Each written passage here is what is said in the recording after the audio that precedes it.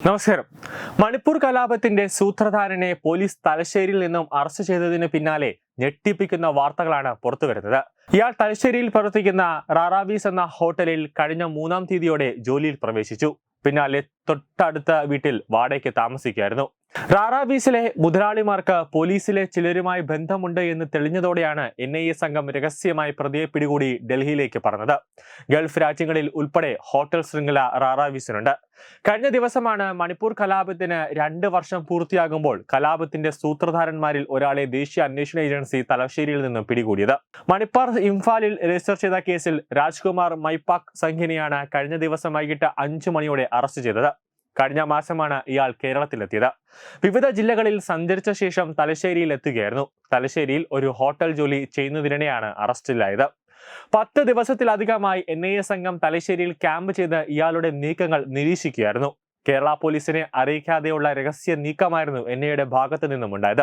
മണിപ്പൂർ കലാപത്തിന്റെ സൂത്രധാരനെ കേരളത്തിൽ ഒളിച്ചു താമസിച്ചു എന്ന ഒരു വിരൽ ചൂണ്ടുന്നത് കേരള ക്രിമിനലുകൾക്ക് ഒളിച്ചു താമസിക്കാൻ കഴിയുന്ന സുരക്ഷിത ഇടമെന്ന വാസ്തവത്തിലേക്കാണ് കാര്യങ്ങൾ എത്തുന്നത്. കാരണം മറ്റേത് സംസ്ഥാനത്ത് അല്ലെങ്കിൽ മറ്റെവിടെ ചെന്ന ഒരു ഭീകരവാദ പ്രവർത്തനത്തിലോ അല്ലെങ്കിൽ ഏതെങ്കിലും ഒരു കലാപത്തിൽ ആസൂത്രണം ചെയ്ത ഒരു വ്യക്തിക്ക് സുഖമായിട്ട് കേരളത്തിൽ വന്ന് ഒളിവിൽ കഴിയാനുള്ള ഒരു സാഹചര്യം ഇവിടെ തന്നെയുണ്ട്. വലിയ രീതിയിൽ ഒരു ചെക്കിംഗ് ഒന്നും കേരള പോലീസിന്റെ ഭാഗത്ത് നിന്നും ഉണ്ടാകുന്നില്ല എന്നതാണ് വസ്തുത. മണിപ്പൂർ കലാപ കേസ് പ്രതിയായ ഇംഫാൽ സ്വദേശിയെ തലശ്ശേരിയിൽ നിന്നും ദേശീയ അന്വേഷണ ഏജൻസി അറസ്റ്റ് ചെയ്തത് ആരോഗ്യ പ്രവർത്തകരുടെ വേഷത്തിലെത്തിയാണ്. തലശ്ശേരിയിൽ ഹോട്ടൽ തൊഴിലാളിയായിരുന്ന രാജ്കുമാർ മെക്പാസിനെ അങ്ങനെയാണ് NIA അറസ്റ്റ് ചെയ്തത്. ആരോഗ്യ പ്രവർത്തകരുടെ വേഷത്തിലെത്തിയ NIA ഉദ്യോഗസ്ഥർ മഴക്കാല രോഗങ്ങൾ തടയാനുള്ള പരിശോധനയുടെ ഭാഗമായി എത്തിയതാണെന്ന് പറഞ്ഞാണ് NIA ഉദ്യോഗസ്ഥർ തൊഴിലാളികൾ താമസിക്കുന്ന ഓരോ മുറിയിലും എത്തി തിരിച്ചറിയൽ കാർഡ് ആവശ്യപ്പെട്ടത്.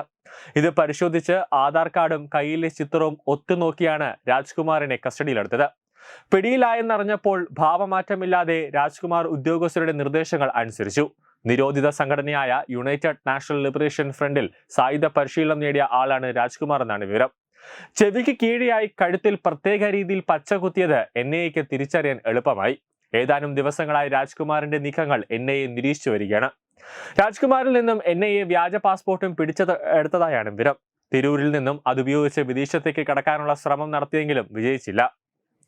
അതിനിടെയാണ് ഹോട്ടൽ ജോലിക്ക് ആളെ വേണമെന്ന പരസ്യം ശ്രദ്ധയിൽപ്പെട്ടതും തലശ്ശേരിയിലേക്ക് നീങ്ങിയതും. തലശ്ശേരിയിലെ ഒരു ഹോട്ടൽ തൊഴിലാളികളെ തേടി സമൂഹ മാധ്യമങ്ങളിൽ ആഴ്ചകൾക്ക് മുമ്പ് പരസ്യം നൽകിയിരുന്നു. ഹിന്ദിക്കൊപ്പം നന്നായി ഇംഗ്ലീഷ് സംസാരിക്കാൻ അറിയാമെന്നതിനാൽ ജോലിക്കെടുത്തവരിൽ അധികവും മണിപ്പൂരിൽ നിന്നുള്ളവരാണ്. 4 ദിവസം മുമ്പാണ് രാജ്കുമാർ തൊഴിലിനായി ഹോട്ടലിൽ അധികൃതരെ ബന്ധപ്പെട്ടത്. ബംഗളൂരിൽ നിന്ന് പരസ്യം കണ്ടാണ് വിളിക്കുന്നതെന്നാണ് പറഞ്ഞത്. ഹൗസ് കീപ്പിംഗിനാണ് ഒഴിവുള്ളതെന്ന് പറഞ്ഞു.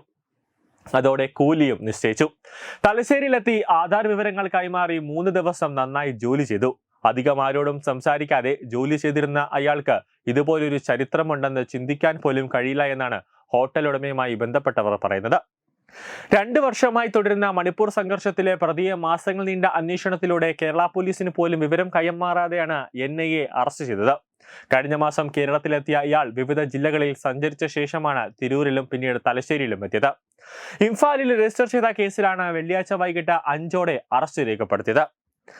മണിപ്പൂർ കലാപ കേസിലെ പ്രതികൾ നമ്മുടെ കേരളത്തിൽ, അതായത് പിണറായി വിജയന്റെ മണ്ഡലമായ കണ്ണൂരിലടക്കം താമസിച്ച് തലശ്ശേരിയിലടക്കം പാർട്ടി ഗ്രാമങ്ങളിലടക്കം ഒരുപാട് ദീർഘനാളുകളായി താമസിച്ചിട്ട് പോലും നമ്മുടെ സംസ്ഥാന രഹസ്യാന്വേഷണ ഭാഗത്തിനോ സ്പെഷ്യൽ ബ്രാഞ്ചിനോ ഒന്നും തന്നെ അറിഞ്ഞൂടാ എന്നത് അങ്ങേയറ്റം നാണക്കേട് തന്നെയാണ്. മുഖ്യമന്ത്രി പിണറായി വിജയൻ ഓരോ ജില്ലയിൽ പര്യടനം നടത്തുമ്പോൾ ഒരു സിനിമ ഷൂട്ടിങ്ങിന്റെ ഒരു ഷോ പോലെ പിണറായി വിജയന് എസ്കോർട്ടിന് വേണ്ടി 100, 150, 120 പോലീസ് വാഹനങ്ങൾ അകമ്പടി സേവിച്ച് ഓരോ പോയിന്റിലും ഓരോ കോൺസ്റ്റബിളിനെയും പിടിച്ച് നിർത്തുന്നതിന്റെ ഒരു 4-1 മതിയായിരുന്നു ഈ മണിപ്പൂർ കലാപത്തിന്റെ ഈ തീവ്രവാദിയെ പിടിച്ച് പോലീസിന് പത്രസമ്മേളനത്തിന് മുന്നിൽ ഹാജരാക്കി ഒരു കഴിവ് തെളിയിക്കാൻ. അതിനും അവിടെ നിൽക്കുന്ന ഡൽഹിയിലും കൊച്ചിയിലുമുള്ള കേന്ദ്ര ഏജൻസിയുടെ ആവശ്യം തന്നെയാണ് വേണ്ടി വന്നത്. അങ്ങനെയാണെങ്കിൽ പിന്നെ കേരള പോലീസിന് ഈ സംസ്ഥാനത്തിന്റെ ലോ ആൻഡ് ഓർഡറൊക്കെ എന്തിനാണ് ഓരോ മേളാനന്മാരുടെ കയ്യിലേക്ക് ഏൽപ്പിച്ചിരിക്കുന്നത് എന്നൊരു ചോദ്യവും ഇതിൽ പ്രസക്തമാണ്. ന്യൂസ് ഡെസ്ക് തത്വമൈ ന്യൂസ്.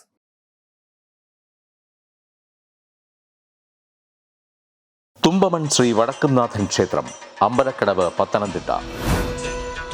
ശ്രീമദ് സ്കന്ദപുരാണ മഹാസത്രം 2025 മെയ് 11 മുതൽ 18 വരെ. ബ്രഹ്മശ്രീ മുംബൈ ചന്ദ്രശേഖര ശർമ്മയുടെ മുഖ്യ കാർമ്മികത്വത്തിൽ മഹാഗണപതി ഹോമം, സ്കന്ദപുരാണ പാരായണം, മഹത് പ്രഭാഷണങ്ങൾ, പൂജഹോമാദികൾ, കലാസാംസ്കാരിക പരിപാടികൾ.